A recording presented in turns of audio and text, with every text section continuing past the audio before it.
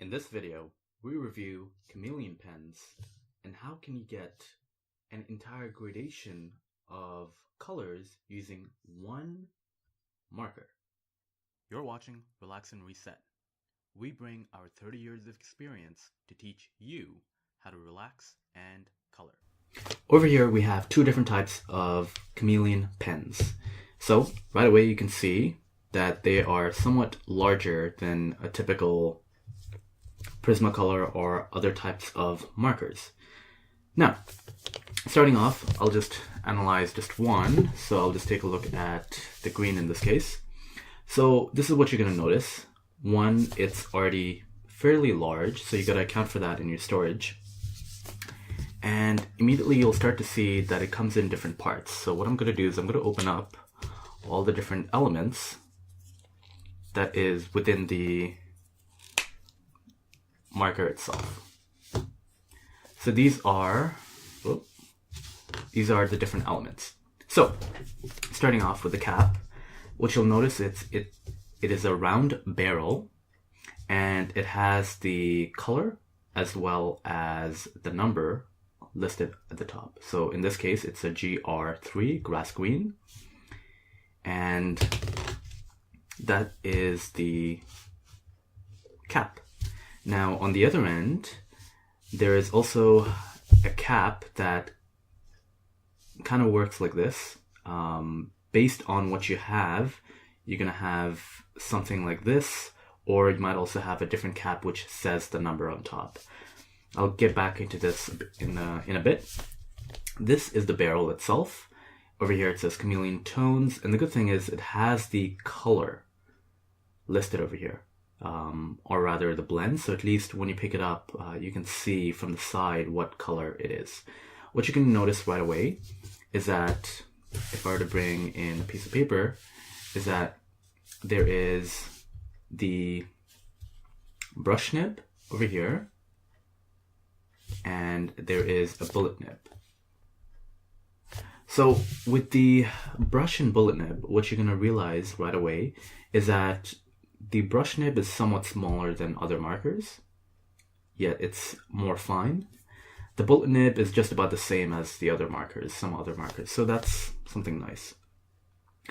Now, one thing you will start to realize is as you start to work with this, you'll realize the cap is somewhat very hard, or rather it's very hard to get out, so you're going to have to use some pressure to take it out.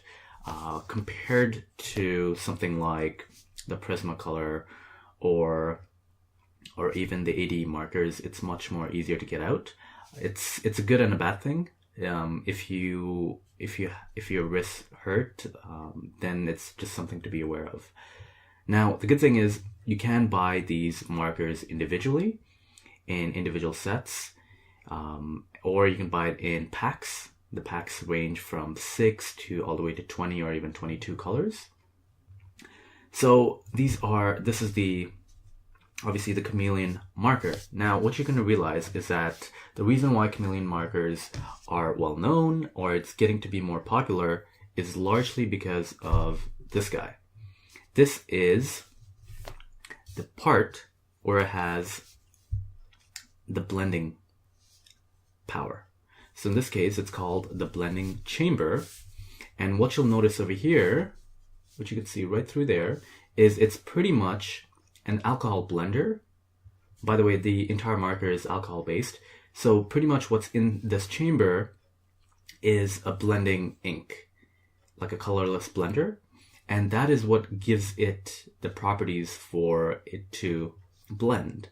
And the way it works, we're going to get right into it, but when we assemble this is how it looks like. So what's happening is that this is obviously covering this. This obviously can be replaceable. These two nibs are in fact replaceable. The cap on this side is actually protecting the nibs on the blending chamber and the marker to not touch each other. So it's separating it. So what we're going to do is we're going to go ahead and start blending. And in this case, what I'm going to do is I'm going to cover up one side just to make it easier. And in this case, I'm going to use the brush nib to start blending. And what I'm going to do is I'm going to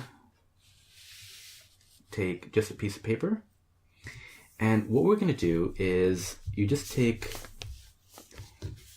all you're doing is you just take the markers and the blending chamber, and you basically put it in until the tips touch each other. And what you want to be aware of is as you start to do this, when the tips start to touch each other, you want to make sure that you're doing this when it is vertical. Because what's happening is that, I'm going to try my best to focus, what's happening is the ink starts to go from top down. And what's going to happen is the tip ends up becoming lighter because the ink from the blending chamber starts to make the tip towards the end a bit lighter. So I'm going to see if I can focus in a bit. And what you'll start to realize is that the tip ends up being much more lighter. And the longer you hold this, the longer it'll happen and the lighter it'll get.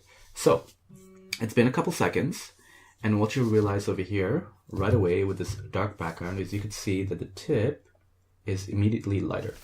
So what's going to happen is you want to hold your marker vertical, and you're basically going and just coloring as you normally would. And in this case, I'm just going in a zigzag fashion. And what's happening is, as we start to do and color vertically, the ink, the dye, the green is starting to come down and it's starting to get rid of the colorless blender. And because of that, we're going to start off with a very light color, almost translucent. And then we're going to slowly start to go until it's darker and darker and darker until the original color comes through.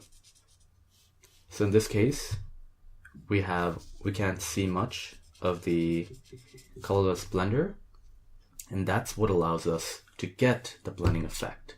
So what I'm going to do is I'm going to draw another line directly from here, just so you could see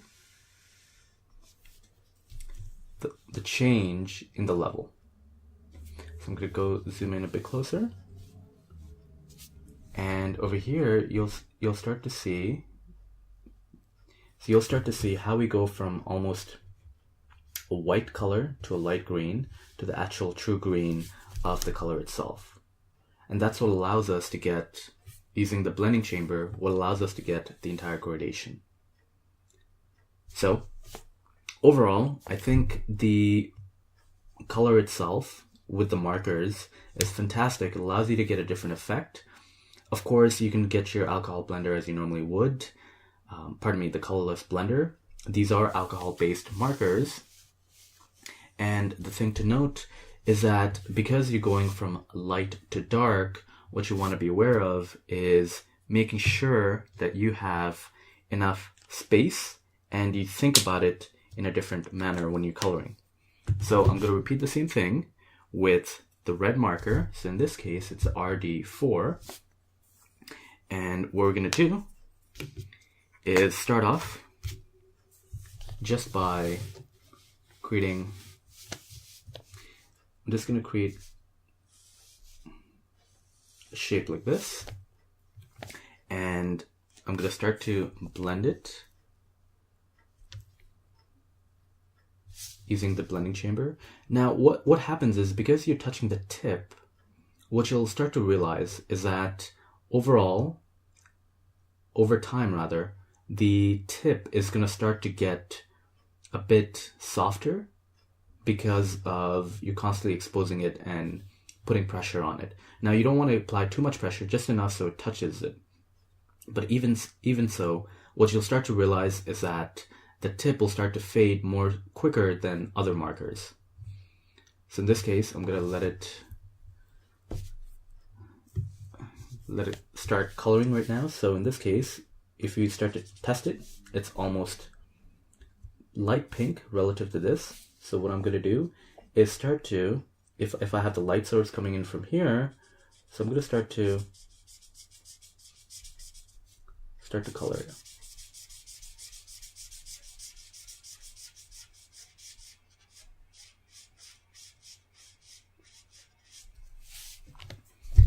Now, what you want to realize is because the blending happens from the tip, you don't want to be coloring on an angle like this.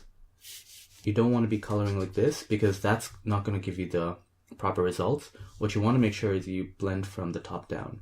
So I'm going to do another example, show you what happens when you're blending using an angle, because that will give us a different result entirely, and it won't produce the same effect. In fact, it will look something entirely different. In this case, you can treat this as a petal, and in this case, if you can see if that's a light source, you want to make sure you're leaving enough room for that where the light is. And at the same time, what you want to be aware of is it's with coloring with Chameleon markers, you have to think differently than coloring with any other markers because you're going from the light source, so light to dark. You always want to think from that perspective. So in this case, I'm going to try and color on an angle, and you're going to see that's the result of it. But if you go from top,